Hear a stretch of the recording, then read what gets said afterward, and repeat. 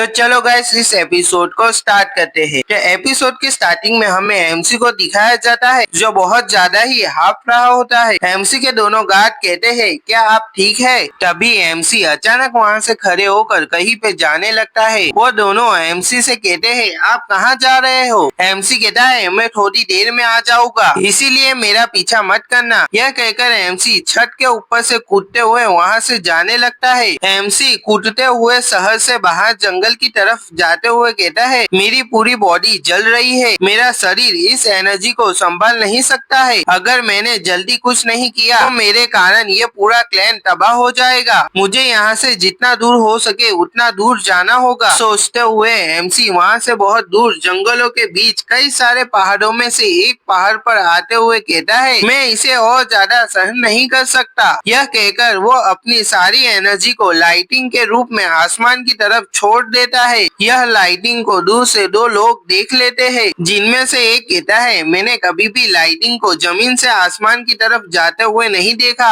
फिर हमें एमसी का सीन दिखाया जाता है जो जिस जगह पर खड़ा था वहाँ बारिश चालू हो जाती है। फिर एमसी अपने हाथों पर बिजली लाते हुए कहता है क्या मैं इस टेक्निक के 6 लेवल पर पहुँच गया हूँ या फिर 7 लेवल पर? लेकिन मैंने जिस प्रकार से लाइटिंग को रिलीज किया है उसे देखते हुए मुझे लगता है कि मैंने इस टेक्निक को 8 लेवल पर पहुंचा दिया है। फिर हमें एक मार्केट का सीन दिखाया जाता है जहां एमसी अपने फटे हुए कपड़े पहनकर चल रहा था। एमसी को इस तरह फटे हुए कपड़े पहनकर चलता हुआ देखकर वहां खड़े लोग आपस में बातें बनाने लगते हैं। एमसी उनकी बातों को सुनकर सोचता है शायद अब मुझे नए कपड़े खरीद लेने चाहिए। यह सोचते हुए एमसी एक कपड़े की दुकान में पहुंचकर अपने लिए कपड़े पसंद करते हुए उस दुकान के मालिक से पूछता है ये कपड़े की कीमत कितनी है? दुकान का मालिक कहता है इसके लिए आपको पैसे देने की कोई जरूरत नहीं है। यह सुनकर एमसी कहता है मैं इसे फ्री में नहीं ले सकता हूँ। दुकान का मालिक कहता है जब से आपने ओयांग क्लैन और डेंटी सेक के लोगों को सबक सिखाया है तब से मार्केट में घूमने वाले गुंडों की संख्या कम हो चुकी है। यह कहकर वो एक तरफ इशारा करके अपने बच्चों को दिखाते हुए कहता है इस वजह से मैं अपने बच्चों को भी बिना परेशानी के दुकान पर ला सकता हूँ। यह मेरा आपको धन्यवाद कहने का एक तरीका है और अभी बारिश भी हो रही है तो आप एक अम्ब्रेला भी ले लीजिए। उसके इतना कहते ही उसके दोनों बच्चे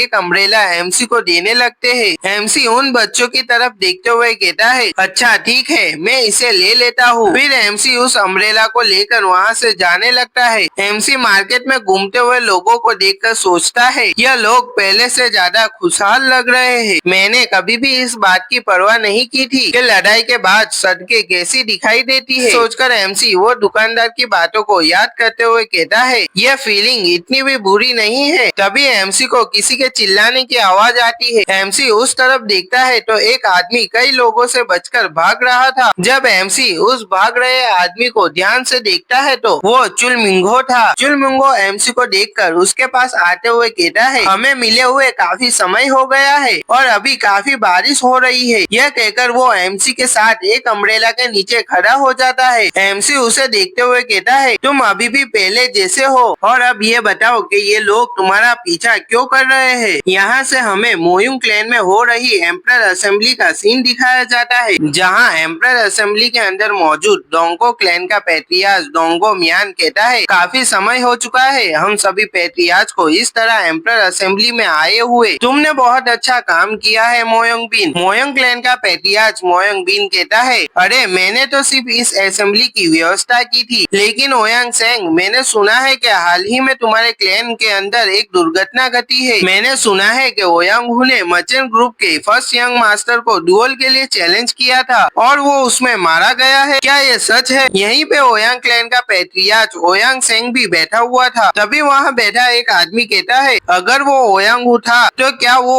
ओयांग क्लैन के अनुभवी मटेरियल मास्टरों में से एक नहीं था? तभी दूसरा आदमी कहता है मैंने तो यह भी सुना था कि वो मर्चेंट ग्रुप में बहुत परेशानी खड़ी कर रहा था लेकिन आखिर में उन लोगों ने उसे संभाल ही लिया। यह सुनकर वहाँ एक आदमी जोर जोर से हंसने लगता है। फिर हमें हंस रहे आदमी का सीन दिखाया जाता है जो एम्परर असेंबली का है और नामगुंग क्लैन का पैट्रियार्च नामगुंग वू पूरी दुनिया का सबसे शक्तिशाली मटेरियल आर्टिस्ट ब्लेड एम्परर कहता है क्या वो एक मर्चेंट ग्रुप से हार गया? ये सच में हंसने वाली बात है। सीरियसली ये तो जैस्टन की परफॉर्मेंस से भी ही ज्यादा मजेदार है। क्या तुम लोगों को ऐसा नहीं लगता? यह सुनकर वहाँ बैठे लोग इसमें हामी भर के हंसना चालू कर देते हैं। यह सब देखकर ओयांग सेंग कहता है, उस ओयांगहू को पहले ही हमने अपने क्लैन से लात मारकर बाहर निकाल दिया था और उसके अलावा मैं सोच रहा था कि अब समय आ गया है कि हम उस मर्चेंट ग्रुप को ओयांग क्लैन की असली ताकत दिखाएं। यहाँ ये एपिसोड खत्म हो जाता है।